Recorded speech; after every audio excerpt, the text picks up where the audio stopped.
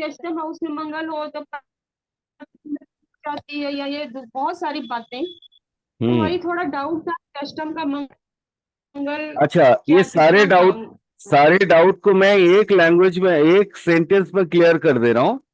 अगर मंगल का जो भी जी दुष्प्रभाव है, मंगल का जी जो भी बुरा प्रभाव, दुष्प्रभाव मतलब होता है बुरा प्रभाव, जी जी जी वो बृहस्पति के गुरु की दृष्टि से खत्म हो जाता है, या गुरु से युति से खत्म हो जाता है, जी या गुरु से संपर्क बनने से खत्म हो जाता है। जी। ठीक है। ठीक से तो सर कुंडली मिलान में इसकी नीड तो नहीं है ना, कुंडली मिलान में।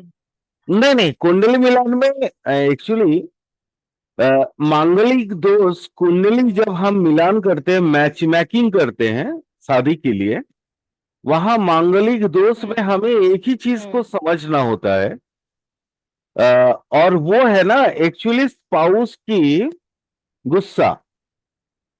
जी मांगलिक दोष में मरता नहीं है कोई, ये एक भ्रांत धारणा है ना, एक भ्रम फैलाया हुआ है कि पहले लकड़ी से शादी दो, पेड़ से शादी दो, बकरी से शादी दो। हाँ, हाँ।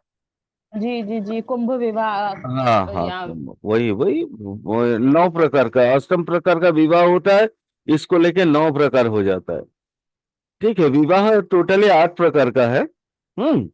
और ये एक्सेसिव, ये बाद में, है ना, ये एक्चुअली जानती है लक्ष्मी जी, आज थोड़ा सा मैं अ, आप लोगों को थोड़ी सी कुछ चीजें बताना चाहता हूँ। जी एक्चुअली लोभ, वेलकम। लोभ लोभ समाज का वो गंदगी है जहां ना ज्ञान को भी पनपने नहीं देता। जी सर। इसको याद रखिएगा। हाँ हुआ ये तो क्या है, सर ट्रुथ। प्रूफ दे रहा हूं, लॉजिक दे रहा हूं, समझ लीजिए, तो जी आपको ये प्रॉब्लम समझ में आ जाएगा। हुआ क्या था, एक समय ऐसा था ना कि एस्ट्रोलॉजी कुछ एक घरों में ये सीमित हो गया था, और वो घर जनरली ब्राह्मण का हुआ करता था। अब जी ब्राह्मण जी में जी हर कोई तो स्वात्विक होते नहीं थे। जी ब्राह्मण भले पैदाइश से ब्राह्मण हो गए, लेकिन वो अपने कर्म से चोर भी तो होते हैं, जी है ना। हमारे यहाँ जो वर्ण प्रथा स्टार्ट हुआ था, वो हुआ था कर्म के माध्यम से। ठीक है, सत्ययुग, जी त्रेता युग, द्वापर युग, हमारे यहाँ जो वर्ण प्रथा चली जी आ रही थी, और वो था कर्म के अनुसार। कर्म मतलब आप किसी के घर में पैदा हो जाए, आप अगर कर्म ब्राह्मण का कर रहे हैं तो मतलब आप ब्राह्मण हैं। नहीं तो विश्वामित्र क्षत्रिय थे, वो ब्राह्मण कैसे बन गए? बहुत अच्छा एग्जाम्पल चीज को दिया आपने। समझिए मैम। हम्म, अब दिक्कत क्या हुआ ना, ये वर्ण प्रथा बाद में ना माने वर्णाश्रम से जगह वो क्या बोलते हैं वो, माने एक विचाराश्रम में बदल गया। वहां पे एक विचार ही आया कि एक ब्राह्मण के घर में पैदा हुआ मतलब ब्राह्मण है। जबकि मैम ऐसा उसका हो सकता है, उसका कर्म ना उसको शूद्र से भी नीचे के लेके और लेके जाता होगा। अब अब ये वो मध्यकालीन की सभ्यता की बात हो गई। अब वहां पे क्या हुआ, ज्योतिष जो ग्रंथ है, ज्योतिष जो चर्चा है, वो आ गया कुछ घरों में। अब वहां पे भी तो रत्नाकर तो पैदा थे ही, है ना। वो वाल्मीकि तो रत्नाकर से बहुत कम होते हैं ना, लेकिन रत्नाकर अधिक से अधिक लोग होते हैं। अब उनको ना तरह तरह का पैसा कमाने का, माने क्या बोलते हैं वो, प्लानिंग सूझने लगा। तो प्लानिंग पैसा आप मैम कब दीजिएगा? आप तो या तो प्यार से दीजिएगा मुझे, या तो भक्ति से दीजिएगा, या तो डर से दीजिएगा,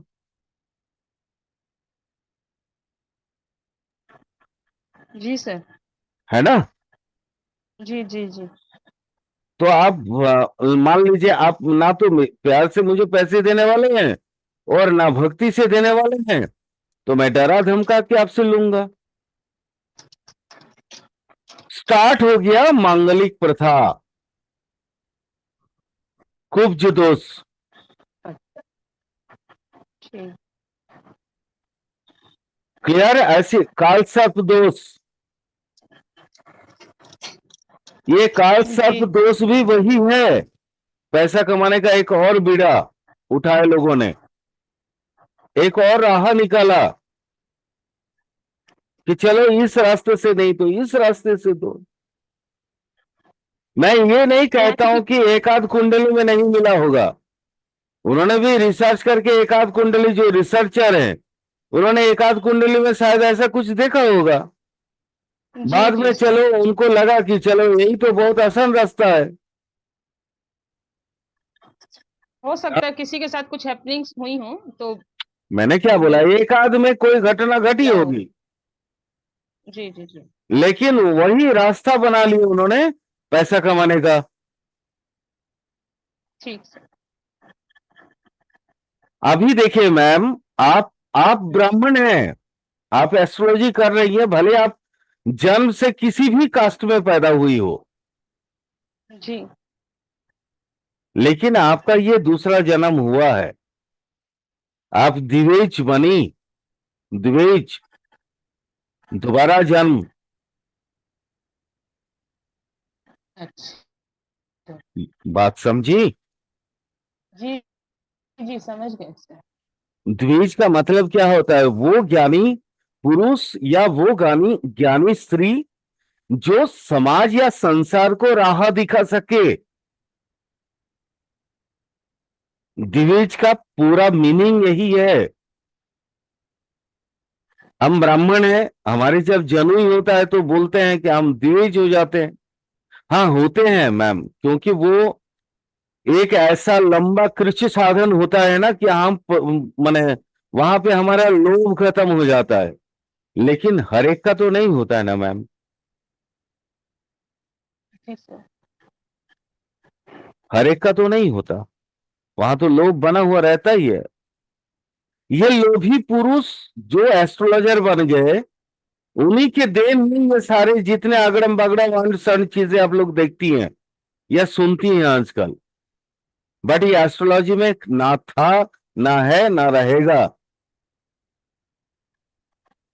कुबजुदो सिर्फ एक चीज देता है मैम, वो तो आपका सेकेंड हाउस में सेटन बैठ गया तो आपको तो हकलाहट मिलेगा ना। जी सर। वैसे ही अष्टम हाउस में आपका मंगल बैठ गया तो स्पाउस के साथ झगड़ना है, ससुराल के साथ झगड़ना है। ये तो एक नो स्वाभाविक क्रिया सर, है। एक वर्ड में वहां पे जो भी प्लेनेट है उसकी एनर्जी को हमको अलाइन बिल्कुल, वो करना है। एनर्जी तो आपको आपको तो वो एनर्जी आपका असर तो दिखाएगा ना मैम। जी जी जी। आप अलाइनमेंट की बात अलग हो गई है, वो तो कर्मफल की निदान होता है, वही तो रेमेडीज है। आजकल तो ये अलाइनमेंट लेके फिर बड़ी बड़ी बातें की जा रही हैं। पता नहीं कौन कौन सी बातें कर रहे हैं। हमको तो कभी कभी अचंभित होते हैं हम। पता भी नहीं चलता कि हम वास्तव में एस्ट्रोलॉजी सीखे हैं या नहीं सीखे हैं। सर अपना काम है ज्ञान को अपने अंदर ग्रहण करना, क्या कर रहा है कोई अपने से उस चीज को नहीं करना, अपना ज्ञान नहीं मैडम, ग्रहण करने से मतलब। नहीं मैडम, आप देखिए, चोरी करना भी महाविद्या के अंदर आता है। 64 कला उसमें भी होती हैं, है ना? सर हम सही हो जाए ना, हम क्यों टिप्पणी करें किसी और पे, हम बस सही हो जाएं। नहीं नहीं, हमारी जो आप मेरी बात को गलतियां हैं हम उसको समझ। पहले सुनो, समझ लो। चोरी अच्छा विद्या जी सर बोलिए। महाविद्या है। चोरी विद्या तभी तक महाविद्या है अगर आप पकड़ा ना जाए। वहां पे भी 64 कला सिखाया जाता है, जैसे श्रृंगार इत्यादि सारे कलाएं वहां पे सिखाए जाते हैं। लेकिन आजकल वो ढंग का चोर भी कहाँ है? आप बताओ मुझे। तो नेचुरली अभी अभी मैटर वो नहीं है। मैं लोग चोरी कर रहे हैं लेकिन वो भी तो आधा अधूरा। तो मेरे कहने का मतलब सिर्फ और सिर्फ इतना ही है, जैसे आप बोल रही थी कि हम लोग सिर्फ अपने काम से काम रखे, बाकी दुनिया जाए डैश डैश डैश, है ना? तो बस वही बात है। नहीं सर, मेरा कहने का मतलब ये नहीं है कि दुनिया जाए। कहने का मतलब है हम ज्ञान ग्रहण करने के पीछे है, हमको कुछ विद्या मिले, हमें गुरु मिले, हम उसको ग्रहण करें, हम अपनी एनर्जी दूसरी चीजों में क्यों खराब करें, बस इतना मेरा कहना नहीं, बिल्कुल आपका विचार सराहनीय है ना, लेकिन कभी कभी आलोचना करना जरूरी होता है ताकि लोग भी समझ पाए इसको। मान लीजिए अगर मैं कहीं गलत रास्ते पे भटक रहा हूं और आप मेरे से रास्ते पे मिल गए, तो आप मुझे समझाएंगे नहीं क्या? है। हाँ जी सर, समझाना एक चीज सही है। क्योंकि आप तो समझाएंगे ना कि जी जी बाबू आप ऐसा क्यों भटक रहे हो, ये रास्ता सही नहीं है ना, तो जी आप जी ये जी सीधी रास्ते पे आओ। आप तो बताओगे ना मैम। जी जी जी सर। चलिए, चलिए आज शुरू करते हैं बुध अष्टम भाव में। सर मैं अनम्यूट कर रही हूँ, थोड़ा हाँ हाँ, सा बिल्कुल बिजी हूँ। बिल्कुल बिल्कुल।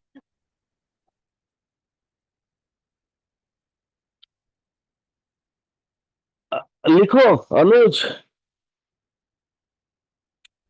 बुध अगर अष्टम भाव में बैठा हो तो ऐसा जातक दूसरे के संपत्ति अपहरण करता है, यानी सीधी भाषा में चोर होता है। लेकिन ये वही मैं जो बता रहा था, महाविद्या वाला चोर, ये पकड़ा नहीं जाता और समाज में रुतबा बना के रखता है,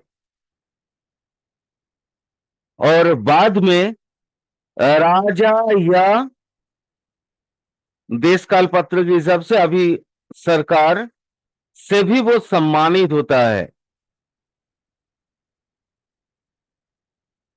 यानी इसका इसके अंदर द्विचारिता होता है, वो मुखौटा ओढ़े हुए होता है। एक अंदर वाला जो चोर होता है, एक बाहर में दिखावा कुछ और होता है।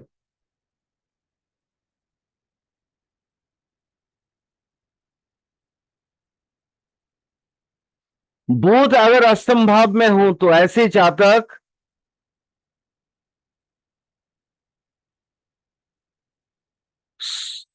100 वत्सर का आयु मिल जाता है उसको।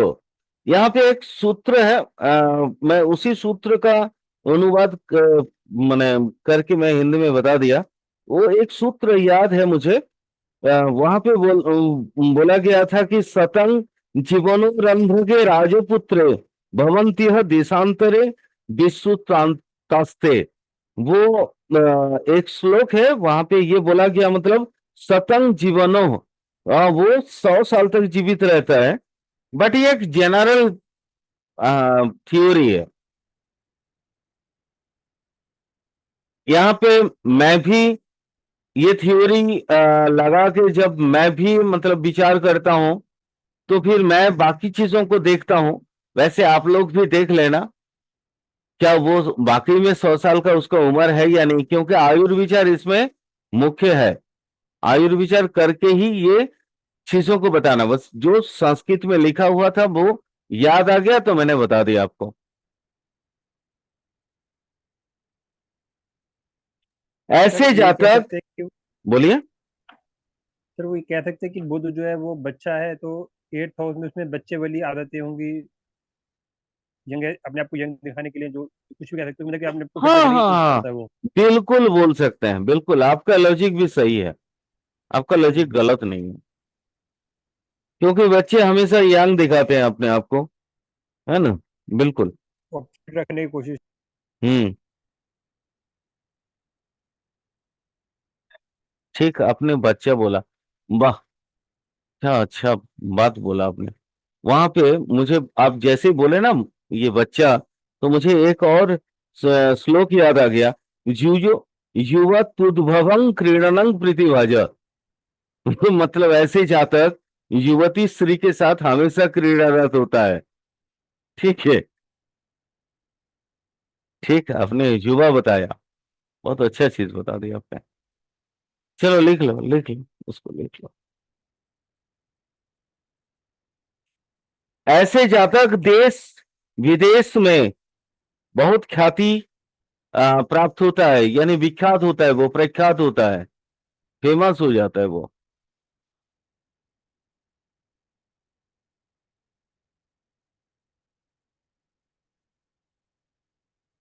हाँ, लेकिन यहाँ पे एक कंडीशन है। मैंने एक और सूत्र वो भी लिख लीजिए, उसको भी लिख लीजिए कि ऐसे जातक मतलब कि जो बहुत अधिक युवती स्त्री, इसके गर्लफ्रेंड या उनके साथ युवती स्त्रियों के साथ संपर्क बना हुआ होता है।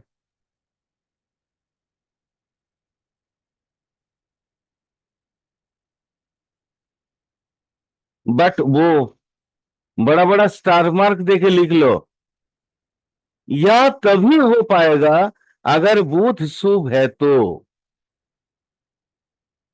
अब ये मेरा मत है,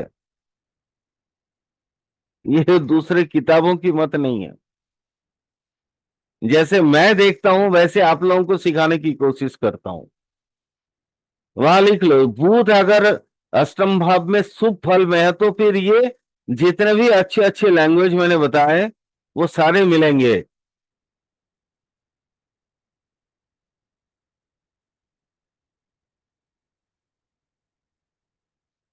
उसी को स्टार मार्क देके अगला एक और लिख लो, अगर बुध होगा, पाप पीड़ित बुध होगा,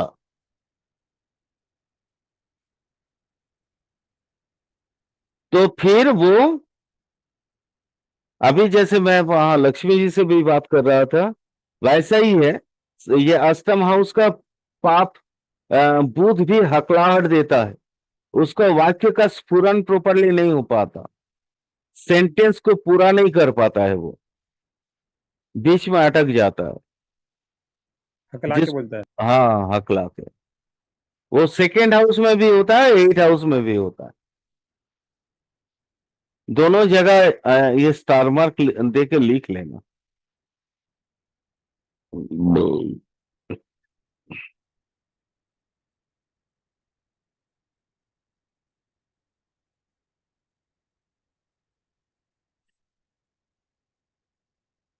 गुरु,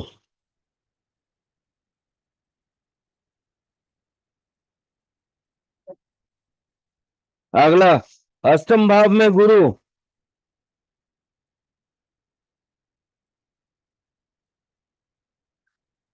गुरु अगर अष्टम में हो तो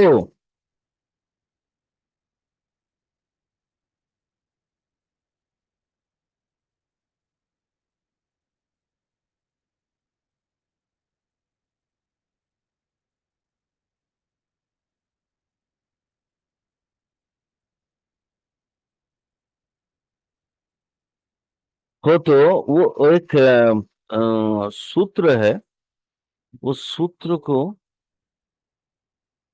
ठीक है, चलो वो उसी को बताता है। गुरु मृत्युज्ञ यस्यो वैकुंठ गंथा, बट वो वैकुंठ में तो जाएगा, बट उससे पहले नॉर्मल नेचुरल या जनरल प्रिडिक्शन वो तो बता दो। जनरल प्रिडिक्शन में लिखो, ऐसे व्यक्ति, जात व्यक्ति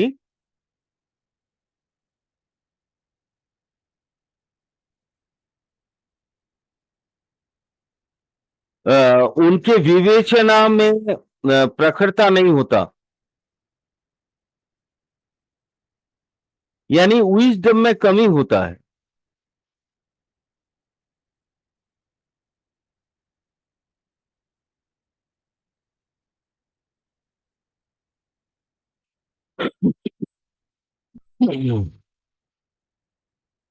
अगर पाप पीड़ित हो जाए तो, और क्या होगा पाप पीड़ित हो जाए तो? विनय, नम्रता नहीं रहेगा, वो गुस्से वाला होगा, या गुस्सा नहीं बोलूंगा, बोलूंगा अहंकारी।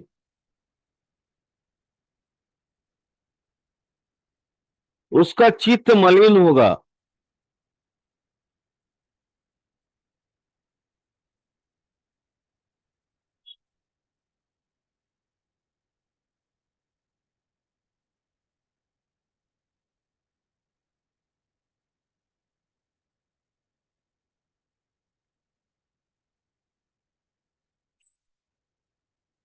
अब कुछ सूत्र ऐसे हैं जो शुभ हो या अशुभ हो तब भी ऐसा चीज होगा। स्टार मार्क दे के लिखो।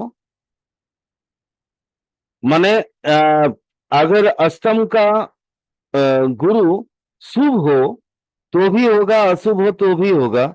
उसका जो घर होगा वो पिता के घर में वो स्थायी रूप से नहीं रह सकता है।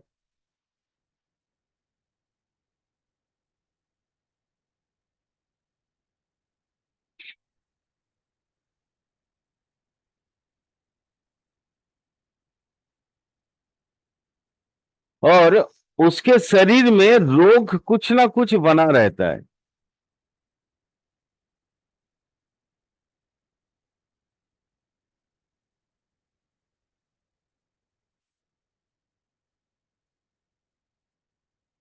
परंतु मृत्यु के बाद ऐसे जातक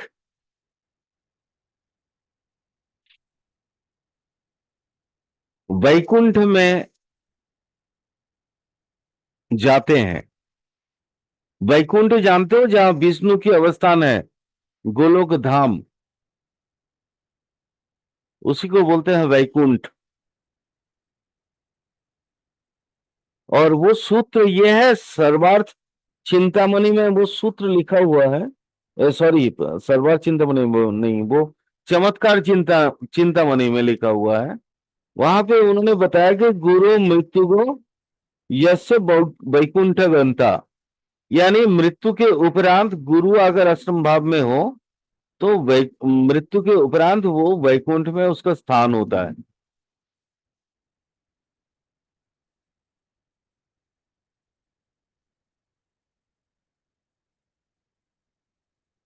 अब शुभ की भी बात कर लेते हैं।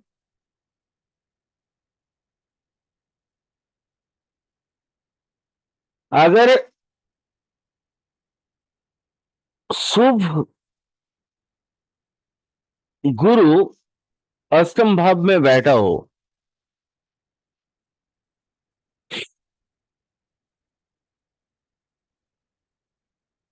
तो इनके जीवन में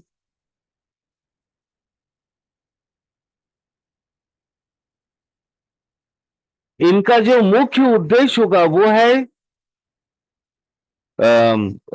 आध्यात्मिक जीवन, स्पिरिचुअल लाइफ।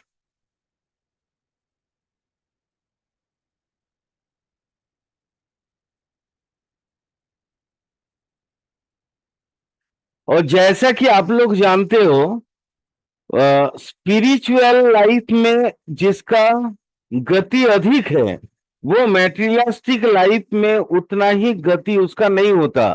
यानी इसके पास पैसे की तंगी हमेशा बना रहेगा।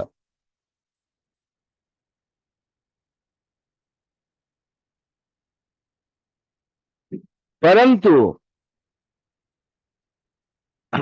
ये अगर किसी को कुछ भी आशीर्वाद कर देंगे वो फलीभूत होगा।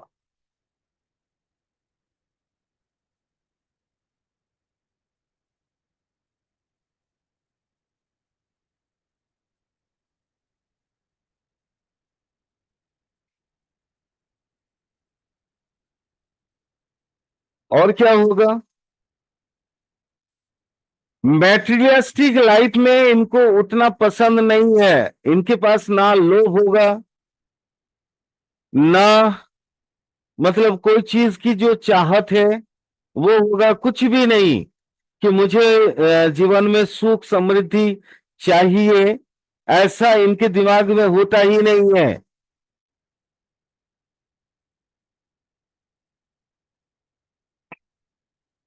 परंतु अगर एक जोड़ी कपड़े भी इनके पास होगा और वो किसी कोई मतलब अपने से दयनीय स्थिति में किसी को देख लेंगे तो वो एक जोड़ी कपड़े भी उनको दे देंगे।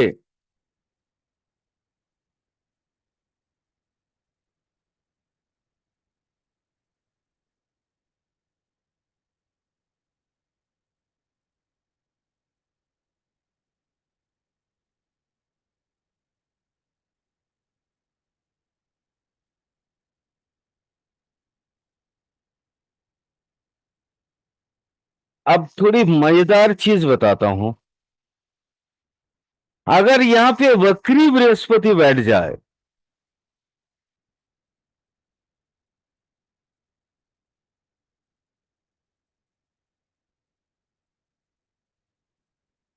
तो मैंने ये जो दो शुभ अशुभ दोनों बताए, उससे भी एक कदम और आगे बढ़ के इसका जो पूर्व कथन है, माने फल कथन है, वो करना पड़ेगा। यहां पे वो व्यक्ति, वक्री गुरु व्यक्ति को जीवन में इतना झंझोड़ देंगे, उसके पास सब होगा लेकिन कुछ नहीं होगा, और वो आध्यात्मिक आध्यात्मिक जीवन में बहुत आगे बढ़ जाएगा।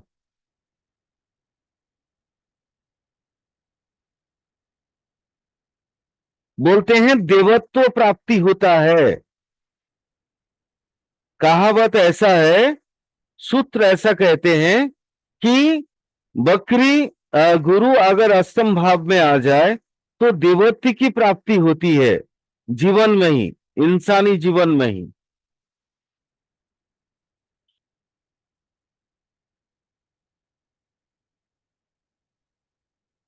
अब देवताओं के आचरण कल्पना कर लो, बस वहां बैठा दो। फिर यहाँ पे हम ये कह सकते हैं कि जैसे जब बकरी गुरु 8 हाउस में बैठता है, तो उसका सारा जो उसकी जो दृष्टि है सर, एक तो 8 हाउस से सेकंड हाउस की तरफ पड़ रही है, और उसकी पीछे से भी दृष्टि मानी जाएगी 11th हाउस में सर, हाँ बिल्कुल, क्योंकि क्योंकि वो 7th हाउस से भी सप्तम और दृष्टि मानेंगे अष्टम, तब, ठीक है। सप्तम और अष्टम दोनों का है। और सर उसकी जो अरे अगर भाई, 8 से नॉर्मली 50, तीन, नॉर्मली आप यूं हाँ सर, समझ नहीं लो ना, नहीं, नॉर्मली तीन दृष्टि होती है, यहाँ पे 6 दृष्टि हो जाएंगे। सर हाँ, मतलब कि सर उसका यानी कि अपना 11th 12th first second third fourth इस टाइप के सभी हाउस तब एक्टिव सभी रहेंगे। हाउस, और इसीलिए तो देवत्व यानी प्राप्ति की बात करी गई है। कि सर वो उसे इच्छा पूर्ति धनवन तो खूब मिलेगा, लेकिन उसका मन जो है वो वैराग्य की तरफ को 12th हाउस में फुल हंड्रेड एक्टिव है। परसेंट 100%। तो इसीलिए इसीलिए उसको वो दिक्कत आ रही है सर, के सर इन चीजों की सर। नहीं, जीवन, भाई मेरा वक्री ये है, गुरु है, ठीक है, अष्टम भाव में, तो इसलिए मैं बहुत जी। अच्छा से समझ पा रहा हूँ इस चीज को। हाँ नहीं, मैं बता रहा हूँ सर, क्योंकि सारी दृष्टियां 7 और 8 दोनों से एक्टिव हो चुकी है, पूरी पूरी दृष्टियां। पूरे कुंडली तो एक्टिव वो हो हर जाती चीज है। इच्छा, क्योंकि गुरु की, हाँ क्योंकि सर गुरु की जहाँ दृष्टि पड़ जाए वहां पे वो एक्टिव तो अमृत मतलब पूरी कर बरसता देता है, है सर, अमृत, बढ़िया कर देता है। तो वो, अमृत बरसता है, बस सीधी सी बात समझ तो लो। हाँ, तो उन्होंने उस घर को भी पूरा एक्टिव कर दिया ने एक तरीके से सर। हाँ, ये पूरा कुंडली, गुरु और शनि मंगल तीन ऐसी प्लैनेट है आउटर प्लैनेट में से, जो अगर वक्री हो जाए तो पूरा कुंडली एक तरीके से प्रभावित हो जाता है। तो सर वक्री तो अच्छे माने जाते हैं सर, उनकी पावर बहुत होती है सर। हाँ बिल्कुल, इसीलिए तो मैंने बोला, यहाँ तो शुभ और अशुभ से आगे चल के एक बात बताया। देखो मैंने क्या बोला, एक बात बोला, आपको याद होगा कि उनके पास सब होते हैं बट उनके पास कुछ नहीं होता। अब बात को, जी शायद बात की गहराई को नहीं समझ पाए। सर, समझ लिया, मैं बिल्कुल समझ चुका हूँ मैं सर, वो पूरा सब कुछ है, देखिए इच्छा पूर्ति सब कुछ हो रहा है उनका, सब हर चीज कुछ इच्छा है पूर्ति हो रही है। बट उनके पास कुछ लेकिन नहीं है। लेकिन सर उसमें कोई वो बात नहीं। अपने तो फोकस्ड होता है, वो अपने लक्ष्य में इतना अविचल होता है ना, कि बाकी दुनियादारी की चीजों को उससे कोई महत्व नहीं होता, उसके लिए बिल्कुल ये है कि सर, महत्वपूर्ण होता ही नहीं है वो। मेरी बात समझ नहीं रहे सर, मेरे कहने में ये है कि सर वो दृष्टियों से सर उसका 11th पे दृष्टि पड़ रही है, हाँ हाँ, उसकी इच्छा बिल्कुल पूर्ति बिल्कुल, पूरी हो रही है। आपने और 12th एकदम तो, सही बात बताया, जो भी बताया आपने बिल्कुल सही बात बताया अनुज, मैं कहाँ इनकार कर रहा हूँ आपकी बातों से। जी जी सर, ठीक है। लेकिन फिर भी मैं कह रहा हूं, ये मेरी एक, ये जो छोटी सी सेंटेंस है ना, इस सेंटेंस के जी अंदर, माने आप यूं समझ लो ना कि मेरी पूरे लाइफ की जो साधना है वहां छिपी है। मैं पूरे जीवन की साधना को मैंने आपको निचोड़ के एक सेंटेंस में दे दिया। उसके पास सब है लेकिन कुछ नहीं होता। मतलब मतलब क्या है? मतलब क्या है, ना तो समय पे उपलब्ध होता है और ना ही उसको चाहिए होता है। जी चीजों को समझो, बड़ा दुविधा में है जीवन ना, बड़ा जी अजीब सा होता है। इसलिए तो वो सांसारिक जीवन से काट के चला जाता है अपने आध्यात्मिक आध्यात्मिक जीवन में,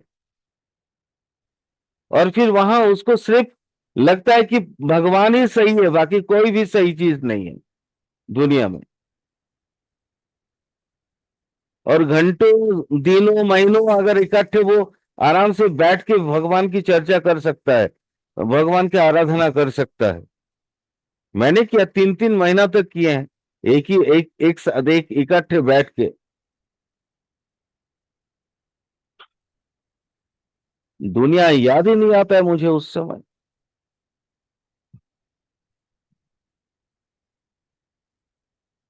अच्छा, आप एक और चीज थोड़ा सा इसको भी बता देना जरूरी है। अ, शुभ कैसे होगा अष्टम का बृहस्पति, कैसे शुभ माने जाएंगे? अगर अपने घर में हो, है ना, मूल त्रिकोण में हो या उच्च जगह पे हो, तब शुभ मानना। ठीक है। अच्छा, मूल त्रिकोण में हो या उच्च में हो, ठीक है सर। हाँ, वैसे भी मैंने आपको एक चीज बताया था, जब अष्टम भाव पढ़ा रहा था तो उस समय एक लैंग्वेज मैंने आप लोगों को बोला था कि अष्टम भाव में पाप ग्रह होने से अष्टम का फल खराब होता है।